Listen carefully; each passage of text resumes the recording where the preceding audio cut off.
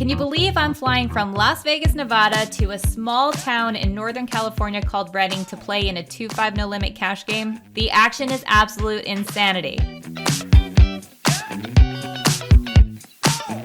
What's up guys, Lexy Gavin here. Welcome to my channel. If you haven't already done so, please hit that subscribe button. I post all things poker between the lifestyle and hand analysis and anything you could possibly think of.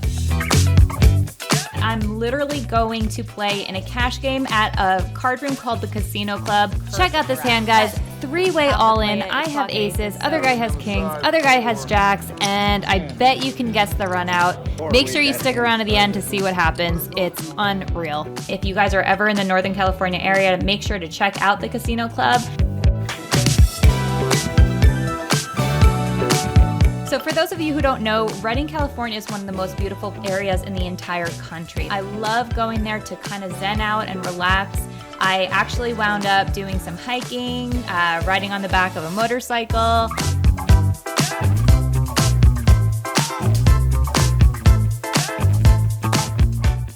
So I just sit down at the table. It's my very first hand. I'm still unloading my chips out of the rack. I didn't have time to get all the action, but long story short, I raise ace 10 of spades in early position. I get called by one guy who has about $200, and we wind up getting it in, all in on the turn. I flop the stone cold nuts on the queen, four, deuce, all spades. We get it all in on the 5 of hearts turn, and he is drawing dead. He claims to have had king, queen off. Who knows if it's telling the truth, but who cares? I love stacking chips the very first hand. It's always nice to start the session on a win. So second hand, under the gun, one raises to $15. I have pocket nines in the low jack. I give it a call. Hijack calls, cutoff calls, small blind calls, and we see a flop 5 ways. Now, with a hand like nines, I'm happy with it. I want to hit a set and hope to win a big pot. So the flop is king, 8-3, all clubs. We are holding the 9 of clubs, which is always nice. We decide to check it here, and the hijack bets $20, cutoff calls, and I decide to call here. Not too thrilled about this spot, but we are holding a club, and if we do get there, if they're holding a king, then sometimes we're going to be good. Interesting card on the turn, 9 of diamonds on the turn, giving us a set on a board that already has a flush out there. Luckily for me, it checks through. Now, when it checks through, I'm kind of now wondering if they even have a flush, but we're going to see a river for free, and we wind up getting there with the 9 of clubs flush, which I don't think is a good spot for us to bet for value here. I don't think we're going to get called by worse clubs, and so we check, and it checks around, and somehow we win with our 9 of clubs. Hand number 2, we take it down.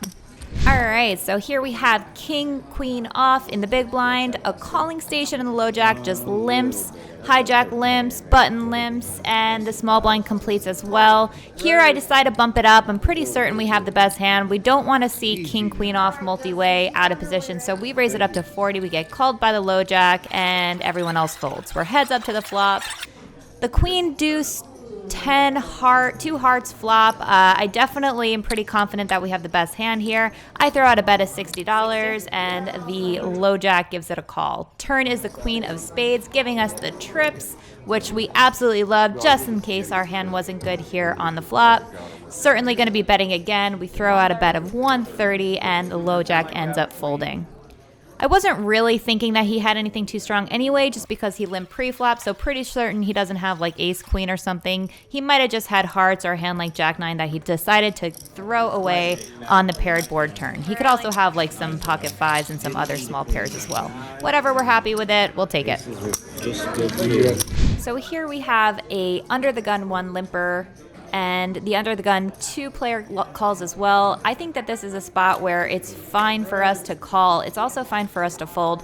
The table wasn't being that aggressive. If it was an aggressive table, I probably would have just folded pre-flop. The low jack and the hijack call as well, and the button puts in a little raise to $15. To me, this kind of looks like a pot sweetener. I don't think we're going anywhere. Everybody calls, and we see a flop 6 ways to the flop. So king, 7-6, 2 diamonds, 1 club. It checks to me. I think that this is a spot where we're definitely going to check to the raiser, but the raiser decides to check back. Once he checks back, I'm not too worried about him having too many like ace, king, king, queen combos because I think those would have bet for value and protection on the flop. The turn is the 3 of clubs. Now I think it's a time for us to put in a bet of $55. We have a flush draw, we have a gut shot straight draw, and I think we're up against some pretty weak ranges here. Everybody folds, and we'll take down the pot with 10 high, no problem. So here we have queen 10 of spades in early position. We open it up here to $15, and the tightest player on the planet calls the 15 in the hijack. The big blind also calls, and we are 3-way to the flop. The flop is queen 9, 8, 2 hearts. Checks to me. I decided to c-bet here for $30. Now in hindsight, I could see checking this back at some frequency just to pot control. It is kind of a scary board, but we decided to put in a $30 bet, and we get min raised by the super tight player in the hijack to 60. I hate this. I hate getting min raised here. It's just never a comfortable thing, but whatever. I think we're getting too good of a price not to give it a call. So we do give it a call. We see the 2 of spades on the turn, and the player continues for $100. Now, something about this player is they never raise without having something. And I noticed that he was doing a lot of calling with his draw. So if he had a flush draw here, I think he would just be calling and not min raising the flop. You know, he could easily have a better queen. He could have sets. And I know we have a gut shot to the straight, but if the jack of hearts came on the river, giving us our straight, that also completes the flush. So I've kind of eliminated that one out because I don't want to get myself in trouble with the jack of hearts. So we decided to make a nitty fold. We'll never know if it was correct or not, but I just was fine giving it up here on the turn. Here we have ace 10 of spades under the gun. We raise it up to 15, and the under the gun 1 player calls. We get 3 bet, like a min 3 bet by the middle position raiser to 35, and the cutoff cold 4 bets here. Now, I think this is a spot we can easily get away from. I certainly don't want to just flat the cold 4 bet, and I really don't want a 5 bet here, especially because the cutoff only has 60 big blinds or so behind. So we decided to just fold, and the middle position player that made it 35 does give it a call. Let's see what happens. He leads out for 100. The cutoff goes all in for 300, and he gets a call by pocket 9s. And just an interesting situation because the 9s took it down. So I'm kind of wondering what the cutoff had here that 9s beats. Kind of strange. Maybe he had a hand like ace queen or something. We'll never know. Action is always good at the casino club. These players are pretty unpredictable and love to give action. Here we look down at ace queen off in the big blind, the early position limps, cutoff limps, button limps, and we decide to raise it up here to $40. I like going this sizing. My sizing is usually 3 times the big blind plus an additional big blind for every limper, and I like to size up a little bit when I'm out of position. So the original limper calls, cutoff calls, and we are 3-way to the flop. Flop is queen 10 jack rainbow. Now I decided to check here and pot control a bit. I'm very comfortable calling a bet, but if I bet and then get raised, that's just kind of annoying. Plus, they can have some 2-pair combos here like queen jack and jack 10. They can also have some 8-9 combos. Some I don't think they have ace king or anything, but they do have some hands that we can that are beating us. So I do like to just pot control here and give it a call. But the under the gun player makes it 40. The cutoff shoves all in for 60.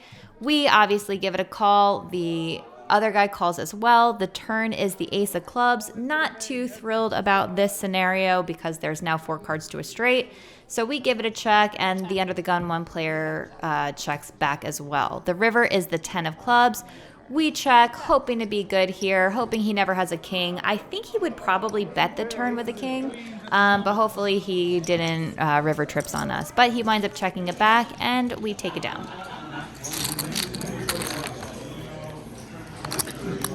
Here we have ace queen off again. We raise it up to 20 under the gun. The hijack gives it a call, and the small blind shoves for $35. Here we decide to give it a call. We could raise this and isolate the hijack out a little bit, but we decided to just give it a call, and the hijack comes along as well.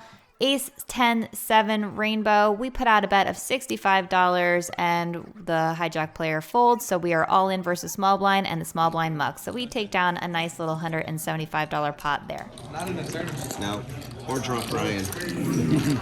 All right, so it's the last hand of the night here. I have my chips in a rack. I look down at pocket aces and I just give myself a Hail Mary because I normally have the curse of the rack. But we have to play it. It's pocket aces. So long story short, we open.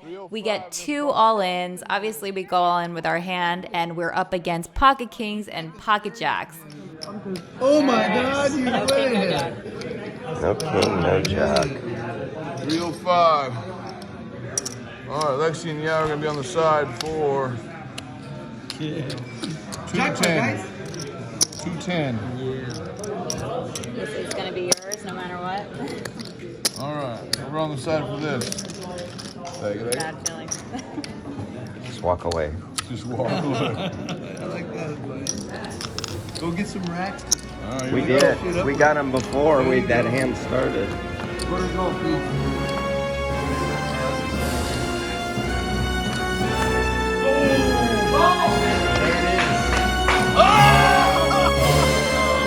Crowd goes wild, and we wind up doubling up versus 2 players and having a nice little cash for the session. That one actually kind of saved us. Sometimes you hit those 2-outers, sometimes you don't. I knew something was going to be wrong with that.